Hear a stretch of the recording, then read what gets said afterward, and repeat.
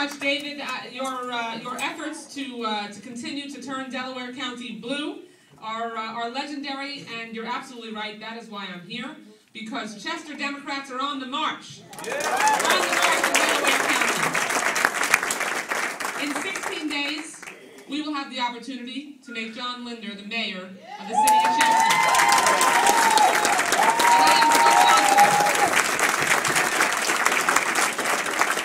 It is unacceptable that only four out of the last 100 years that Democrats have been running this city, in spite of the fact that Democrats are the majority of the residents of this city. And we're going to make sure that we turn things around, and the way we're going to turn things around is through the grassroots organizing that is going on here since 2008. It's thanks to President Obama's organization and his campaign, his ability to motivate and inspire millions of people and keep them inspired and keep them moving and working and rolling up their sleeves and engaging in the true grit that is required in a campaign. Because we need to make sure that people who need to make sure that the government is working on their behalf have a voice. John Linder is going to be that voice on November 8th. So I'm glad to be here to help make sure that we can put a spotlight on your efforts and the efforts of the other candidates that David and the Democratic Party here have been able to pull together. And I'm really so glad to be able to be here with my very good friend and former colleague, and a guy who will make a fantastic Attorney General, in spite of the fact that I'm sad that he decided not to come back to us in Congress. You will benefit from his incredible leadership and his legendary passion. Patrick Murphy will do a fantastic job. And let me acknowledge that I know there's a primary. I'll just leave it at that. We have so much to do in the next 13 months, and so much opportunity. And let me tell you, folks, we are going to prove the naysayers wrong. Because Pennsylvania will be blue in 13 months from now. It was blue in 2008. It's going to be blue again. And I'll tell you why. It's because there is a dramatic difference between the direction that President Obama has been taking this country and the direction that any of the Republicans, but particularly Mitt Romney, would take this country if, heaven forbid, they were actually able to become President of the United States. We're talking about someone like Mitt Romney, who actually said that through the American Jobs Act, the President's proposal to give an extension of the payroll tax cut, which would put $1,500 in the pockets of the average middle-class American, was a little Band-Aid. Yeah. Really? Really? I guess that's not surprising from someone who's a multimillionaire. Maybe to a multimillionaire like Mitt Romney, who is surprisingly out of touch with the notion that for most people, $1,500 is a few months of gas in your car. $1,500 is a year of paying your electric bill. $1,500 is a few months of groceries. Almost a whole year of groceries. So to Mitt Romney, $1,500 might not seem like much, but to most of America, $1,500 is a big deal. If you're a small business owner, under the American Jobs Act, you would have an opportunity to be able to get a payroll tax cut under President Obama's proposal to ensure that you could hire more people and put people back to work and expand your business. And we know that the road to turning the economy around is right through small businesses. That's the backbone of our economy. President Obama understands that. Republicans want to go back to the days when George W. Bush was president, when corporate America was allowed to write their own rules, when their policy was to keep the wind at the backs of the wealthiest, most fortunate Americans, and to ignore the needs of the middle class and working families.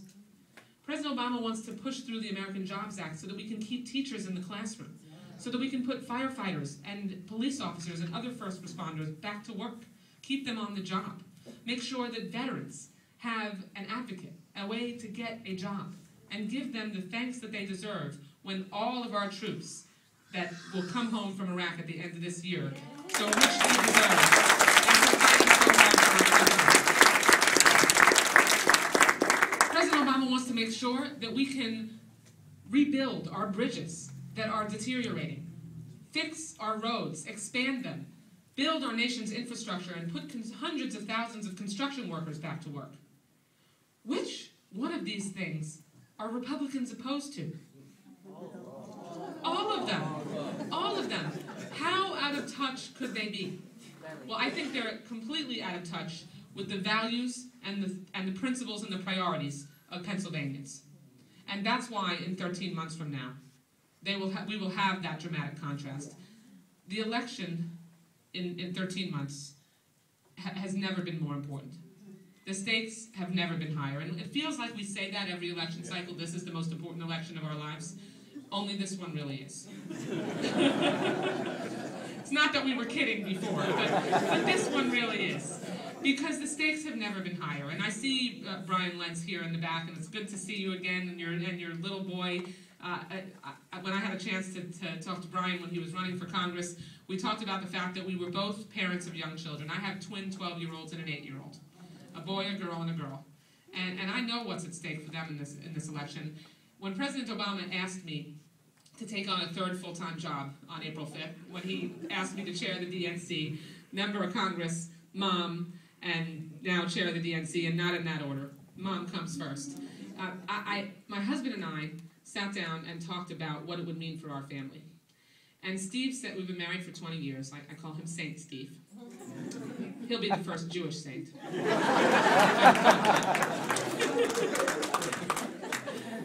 Just make sure if you see him to pat him on the back. He's a stalwart. But we sat down together and we knew that if American voters next year make the wrong choice, if they go in the direction that the Republicans want to take us, which would ensure that middle-class folks, that working families, that people who need their government to help make things work and make the economy work for them, if that happened, then it would resonate and impact them for decades. So it was a no-brainer for me to say yes to the president. It's incredible to be asked by the President of the United States to do anything, but especially to be able to be asked by the President of the United States to watch his back and help bring him across the finish line. The way we're going to do that is by doing this together. By spending every waking moment that we have over the next 13 months, living, sleeping, and breathing, getting the vote out, making sure that people understand what's at stake, leaving no stone unturned. And I'll tell you another story. When I was first elected 18 years ago, I'm looking at you and you're a city council member. I was 26 years old when I was first elected to the state legislature in Florida. I was the youngest woman ever elected when I first ran. And when I ran, the good old boys in South Florida told me it was not my turn. They told me to get online. They told me they'd get to me in a few years. And I told them, you know what? My generation is significantly underrepresented when it comes to the priorities that the legislature focuses on. And we need a voice. So I said, I'm going to run. And when I win the primary, I hope I have your support. And they sent me on my way and told me, thought they'd never see me again. And I ended up in a 6-way primary. 6-way primary. I had only lived in my community for 3 years. I had worked for my predecessor as his legislative assistant. So I knew I had to make up in shoe leather what I lacked in resources because I had no money. I raised $21,000. My district had 107,000 people in it, so that was a little bit of a challenge. So I walked door to door, 8 hours a day, 7 days a week for 6 months. And I got 53% of the vote in a 6-way race. And I tell you that story for a reason. Not because I want to toot my own horn, but because I want to tell you that we may not always have the wind at our backs. There are going to be days when we feel like we can't do anything wrong, and days when we feel like we can't do anything right. But one thing I'll tell you is this. We are never going to lose because I got outworked or because you got outworked.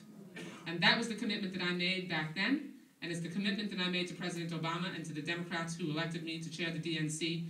So roll up your sleeves, get to work, live, sleep, and breathe this campaign over the next 13 months because the stakes have never been higher. On to victory next November, and on November 8th, 2011.